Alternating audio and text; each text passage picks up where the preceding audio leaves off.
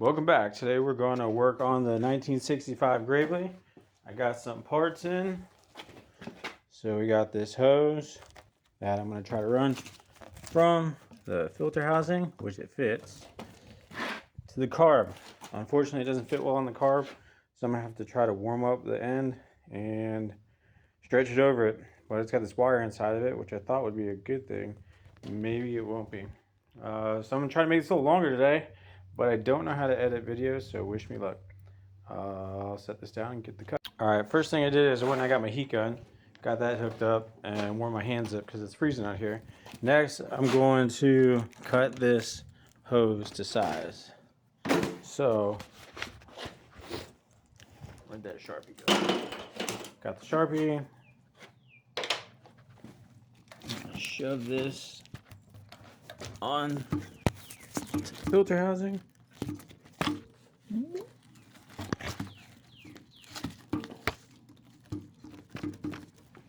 There we go. Just gonna mark it with a guess about, let's say like right here. Just hope for the best. I'm just gonna warm this up a little bit because it should make it easier to cut. Just because it's so dang cold.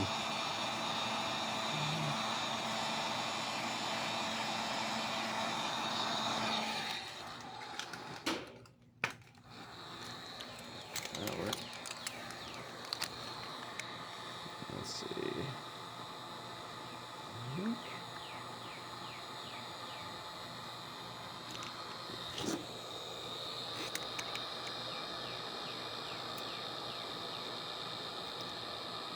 I need two hands for this part. Okay, when you got something like this and you got the wire inside, you just cut a single loop around the wire, right? Like so you don't try to cut through the wire more than once. And then you just got one spot there where you got to snip the wire.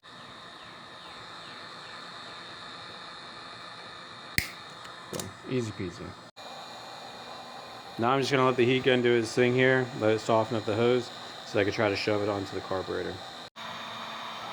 You see this almost fits just right over top of it, so I'm going to try to use that to stretch it out a little more too.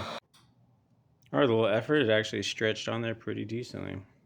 Now I just got to heat it up again to bend it to make that, roughly 90-degree turn there.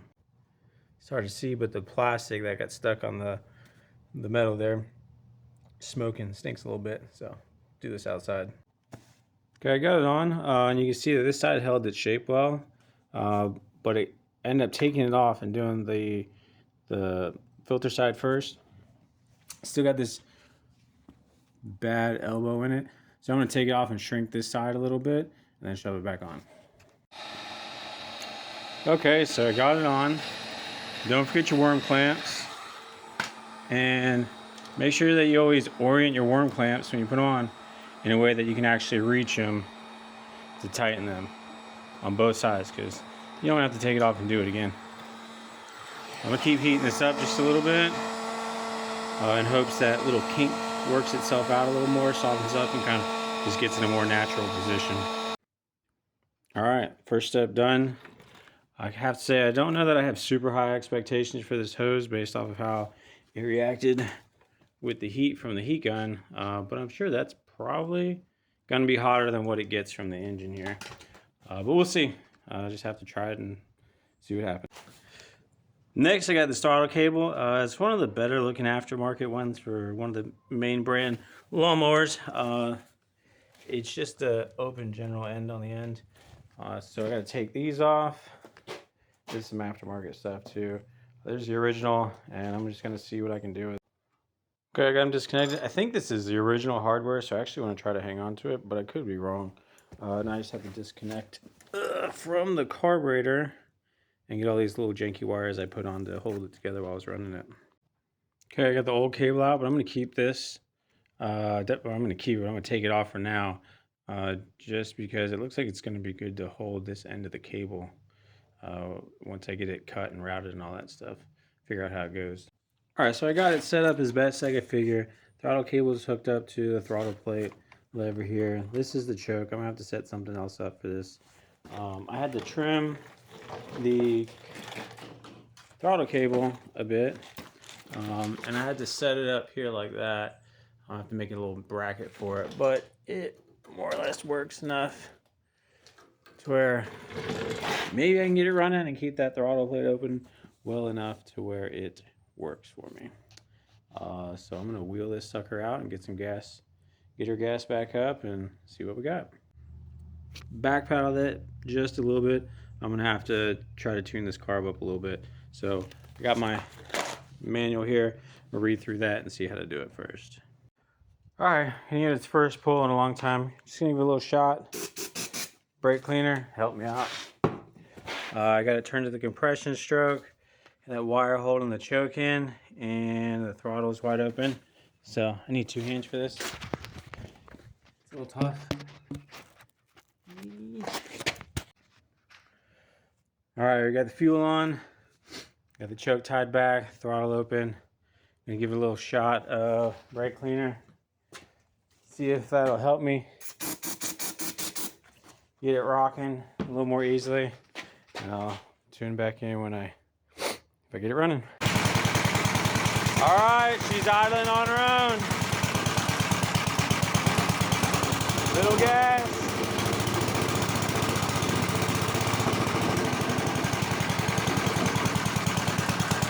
Okay, here's where the trouble was before, right?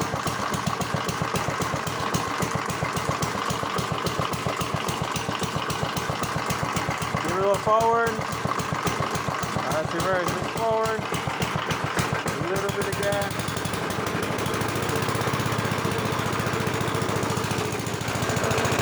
Got a little pressure.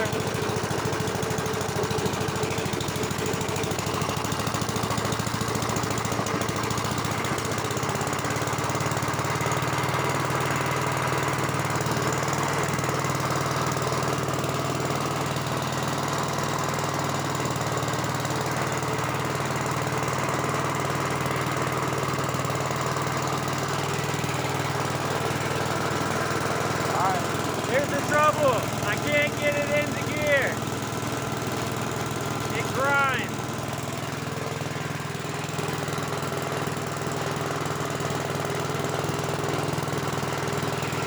Because it's stuck in high-low.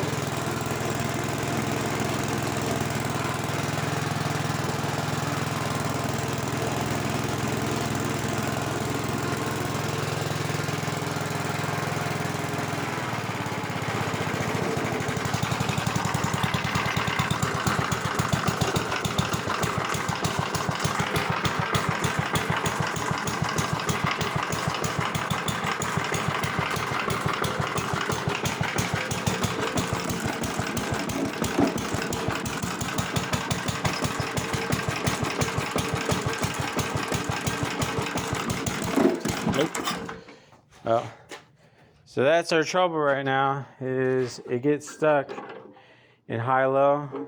So this little PTO here should be disengaged. Even when it's in the in position, it should be disengaged from moving the blade until you stick it in either high or low. And then once it's in high or low, the blade can move, or then the blade should start moving, but the tractor won't move until you go forward or reverse. And so something is stuck here where that clutch in there is constantly engaged, even though this isn't. And I kind of know why, but, well, partially think I know why. But we'll have to dig into that next time. Thanks for tuning in. Hopefully I'll get a little bracket set up for this. We'll get it running a little more smoothly. I got to get a filter on it.